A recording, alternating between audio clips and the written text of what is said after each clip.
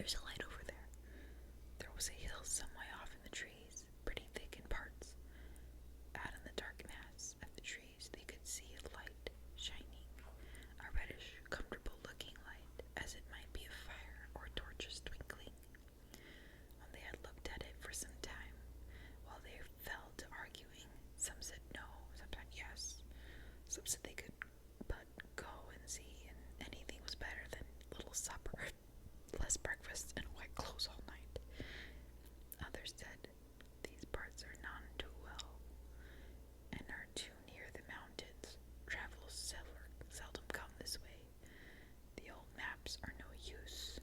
Things have changed for the worse, and the road is unguarded. They have seldom even heard of the king around here, and the less inquisitive you are as you go along, the less trouble you're likely to find. Some said, after all, there are 14 of us. Others said, where has Gandalf got to go? This remark was repeated by everybody. Then the rain began to pour down worse than ever, and Oin and Glóin began to fight. They settled it. After all, we've got a burglar with us, they said. So they made off, leading their ponies in the direction of the light. They came to the hill and were soon in the wood. Up they went, but then there was no proper path to be seen, such as might lead to a house on her farm, and do what they could. They make a deal of rustling and crackling and creaking, and a good deal of it, as they went through the trees in the pitch dark. Suddenly the red light shone out very bright through the tree trunks not far ahead. Now it is the burglar's turn, they said, meaning Bilbo. You must go and find out about that light and what it's for, and if it's perfectly safe and canny, said Thorin to the Hobbit. Now scuttle off and come back quick, if all is well. If not, come back if you can. If you can't, hoot twice like a barn owl, once like a screech owl, and we'll do what we can.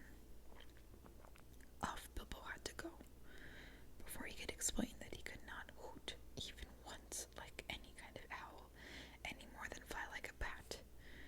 But at any rate, hobbits can move quietly in woods, absolutely quietly. They take a pride in it, and Bilbo had sniffed more than once at what he called all this dwarvish racket as they went along. Though I don't suppose you or I have noticed anything at all on a windy night, not if the whole cavalcade had passed 2 feet off. As for Bilbo walking primly towards the right, I don't suppose even a weasel would have stirred a whisker at it, so naturally he got right up to the fire, for fire it was, without disturbing anyone. And this is what he saw. 3 very large persons sitting round a very large fire of beech logs. They were toasting mutton on a long spits of wood and licking the gravy off their fingers. There was a fine toothsome smell. Also was a barrel of good drink at hand, and they were drinking out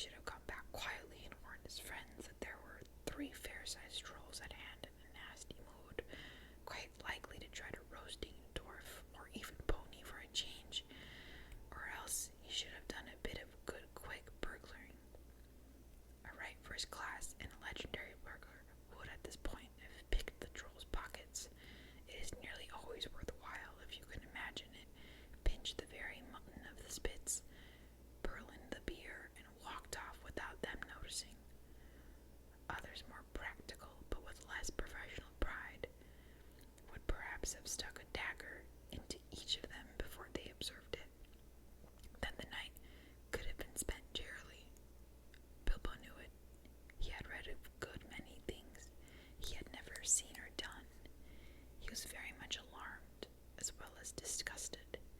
He wished himself 100 miles away, and yet somehow he could not go straight back on to Thorin and the company empty-handed. So he stood and hesitated in the shadows.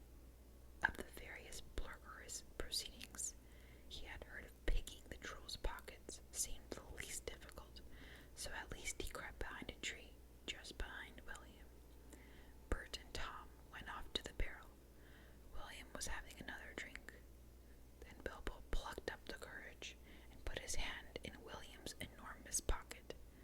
There was a purse in it, as big as Bilbo. Ha! Thought he, warming to his new work as he lifted it carefully. This is a beginning.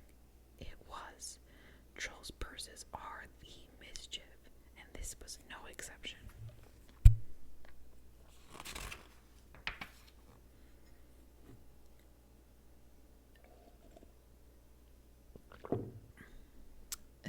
Who are you? It squeaked, as if it left the pocket, and William turned right at it once and grabbed Bilbo by the neck before he could duck behind the tree. Blimey, Bert, look what I have copped, said William. What is it? Said the others, coming up. Loom, if I knows. What are you? Bilbo Baggins, a Hobbit, said poor Bilbo, shaking all over and wondering how to make owl noises before they throttled him. A Hobbit, said the bit startled. Trolls are slow when they uptake and might suspiciously about anything new to them. What's a Hobbit got to do with my pocket anyways? Said William. And can you cook 'em? Said Tom. Yes, can try, said Bert, picking up a skewer. He wouldn't make a mouthful, said William, who had already had a fine supper. Not when he was skinned and boned.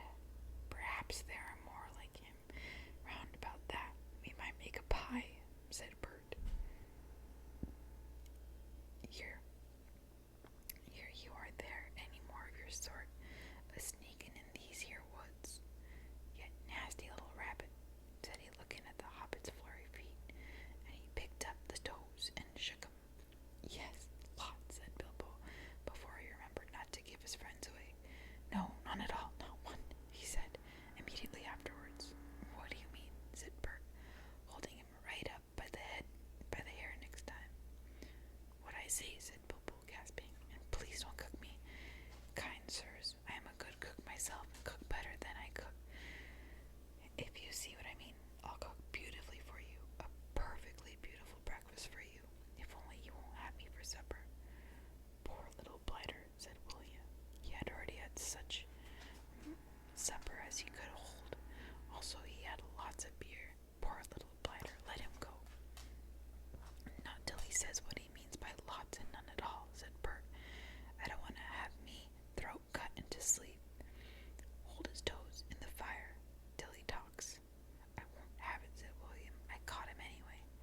You're a fat fool, William, said Bert, as I've said afore this evening, and you're a lout. And I won't take that from